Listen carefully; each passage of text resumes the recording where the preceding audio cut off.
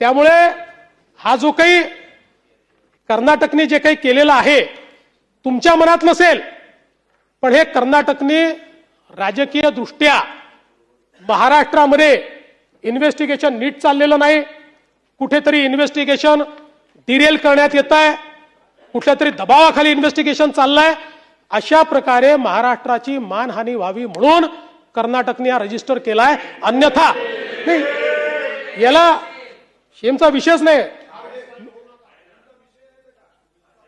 नाही एक मिनिट.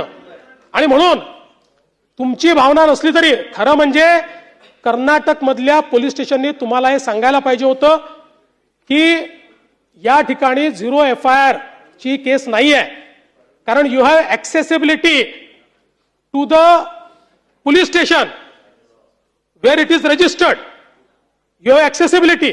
आणि त्यांनी जर तो रजिस्टर केला नाही तर 175(3) अंतर्गत तुम्ही कोर्टातनं तो रजिस्टर करून घेतला पाहिजे. पण मी तुम्हाला आश्वासित करतो, तुमच्या मनात शंका ठेवू नका, आकाश पाताळ एक करू, पण या केसमध्ये जर कोणाचा घातपात असेल, कोणाचाही बाप असला तरी त्याला खोदून काढू, सहन नाही करणार.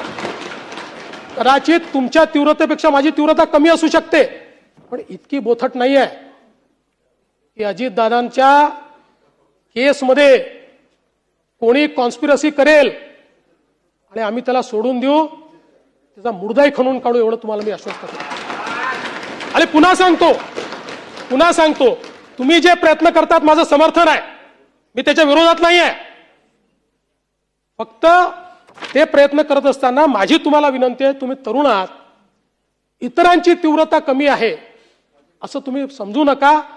कदाचित तुमच्यामध्ये लिडरशिप आहे, तुम्ही समोर जाऊन करतात, काही असे असतील की ज्यांना मनातलं वाटतंय पण ती लिडरशिप त्यांना दाखवता येत नाही किंवा त्यांच्यामध्ये ती कार्यपद्धती नाही आहे.